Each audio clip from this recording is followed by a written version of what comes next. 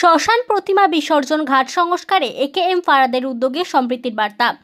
উত্তর 24 পরগনা জেলার হারোয়া বিধানসভার অন্তর্গত কীর্তিপুর 2 নম্বর গ্রাম পঞ্চায়েতের হারোয়াখাল সংলগ্ন এলাকায় বহুদিনের পুরনো একটি শ্মশান প্রতিমা বিসর্জন ঘাট ছিল, যা দীর্ঘদিন ধরে সংস্কারের অভাবে উপেক্ষিত অবস্থায় পড়েছিল।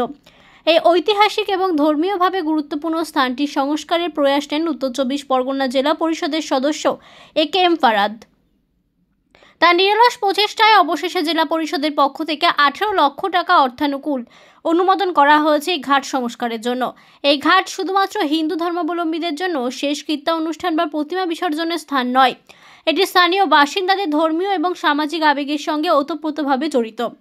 এই উদ্যোগের সূচনা সভায় উপস্থিত ছিলেন উত্তর 24 পরগনা জেলা পরিষদের বনভূমি প্রাক্তন কর্মধ্যক্ষ একেএম ফারাদ। তিনি বলেন, আজ বাংলায় যেখানে রাজনৈতিক স্বার্থে হিন্দু মুসলমানদের মধ্যে বিভাজন তৈরি করে দাঙ্গা লাগানোর চেষ্টা চলছে, আর সেখানে এই উদ্যোগ এক অন্যান্য দৃষ্টি স্থাপন করল।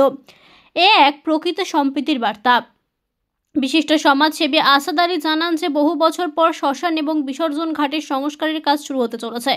এতে তারা দারুণ খুশি। এটা শুধুমাত্র একটি নির্মাণ কাজ নয়, বরং ধর্মীয় সহাবস্থানের এক শক্তিশালী বার্তা বহন করছে। একই সঙ্গে জানা গেছে সংস্কারের কাজ দ্রুত শুরু করা হবে এবং আধুনিক পরিকাঠামো যুক্ত করে স্থানটিকে আরও সুরক্ষিত বা পরিবেশ বান্ধব করে তোলা হবে। এই উদ্যোগ যেমন ধর্মীয় দৃষ্টিকোণ থেকে গুরুত্বপূর্ণ, তেমনি সামাজিক সম্প্রীতি রক্ষায় এটি এক উল্লেখযোগ্য পদক্ষেপ বলে মনে করছে এলাকাবাসী ও সমাজের বিশিষ্ট স্তরের মানুষ।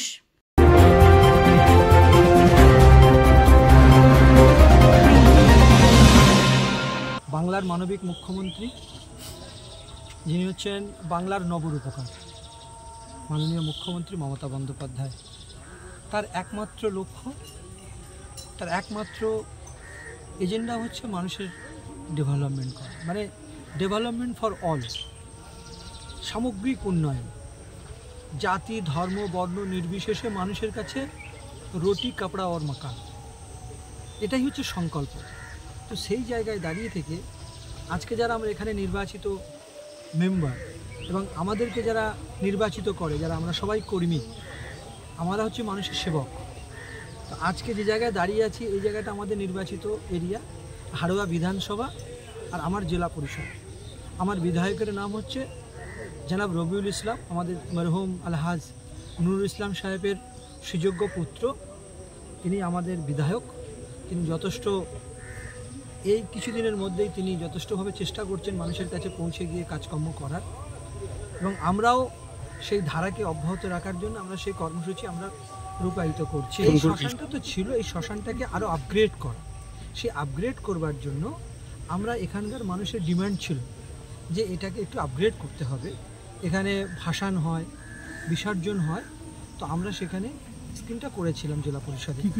স্কিম দেওয়ার পরেতে সেটা আমাদের দুটো স্কিমে, একটা ভাসান ঘাটের জন্য 9 লক্ষ টাকা অ্যালটমেন্ট হয়েছে, আর শ্মশানের বার্ন ইউনিট বা অন্যান্য যেগুলো রয়েছে সেটা আপগ্রেড করার জন্য 9 লক্ষ টাকা, সামগ্রিকভাবে 18 লক্ষ টাকার কাজ, এবং তার ওয়ার্ক অর্ডার হয়ে গেছে।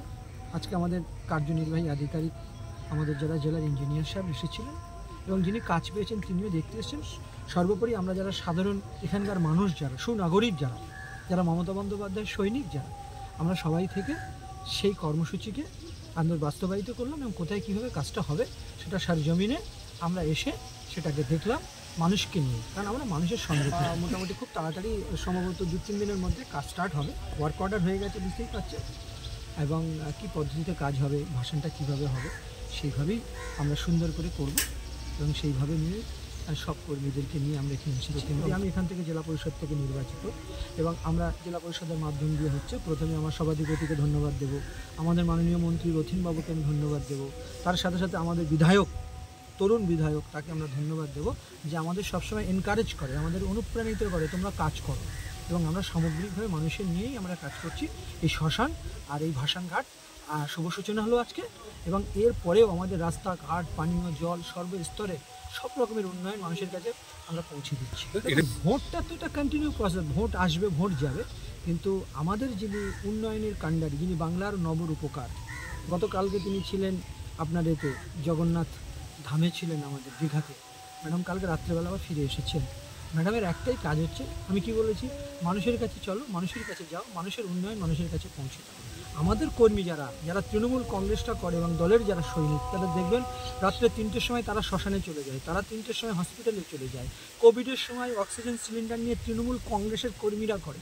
তৃণমূল কংগ্রেসের কর্মীরা মানে হচ্ছে মানুষের সঙ্গে থাকা, একসঙ্গে থাকা। আমরা সবাই সংঘবদ্ধভাবে, আমরা যেমন হাড়োয়া বিধানসভার আমরা অধীনে আমরা কাজ করি, আমাদের বিধায়কের তত্ত্বাবধানে আমরা সবাই সুন্দর করে কাজ করি। এখানে আমাদের মধ্যে কে উঁচু নিচু, কে মেজো সেজো সব ব্যাপার নেই।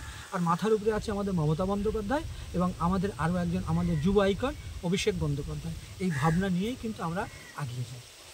গ্রাম পঞ্চায়েতের মধ্যে পড়ছে, আর এই জায়গাটা হলো হারোয়ার খাল। এটা আমাদের একেএম ফার্স্ট স্যার অর্থাৎ জেলার উনি কর্মদক্ষ ছিলেন, তার সাজেশনে এটা হয়েছে এবং তার পারমিশনেই ছিল। আজকে আমরা এসেছি, সমাজে আমাদের পার্টির সমস্ত কর্মীরা ছিলেন, বুথ স্তরের সভাপতিরা ছিল, বুথ মেম্বাররাও ছিল এবং বুথ মেম্বার পাশেই আছে তরুণ এবং এ পার্টির একদম তরুণ ছেলে জান মোহাম্মদও যাচ্ছে এবং জাম মোহাম্মদের পার্ট, আর সভাপতি আমার দীপু মণ্ডল। অর্থাৎ আমরা সবাই একত্রিত হয়ে আমরা যে জেলার যে কাজটা এসছে, আমাদের তরুণ, আমাদের অভিভাবক এখন বললে চলে, আমাদের রঘুর ইসলাম বিধায়ক এবং আমাদের সব নবনির্বাচিত লিটনদা, সবাই নেতৃত্বে আমরা একত্রিত হয়ে মমতা ব্যানার্জি এবং অভিষেককে শক্ত করার জন্য আমরা এই সমস্ত প্রকল্পের মধ্যে আমরা এগিয়ে চলেছি। আমরা ভাই ভাই মতো সবাই থাকবো একসঙ্গে, সবাই একসঙ্গে কাঁধে কাঁধ মিলিয়ে কাজ করবো। বাড়ি এখানে। বাড়ি এখানে।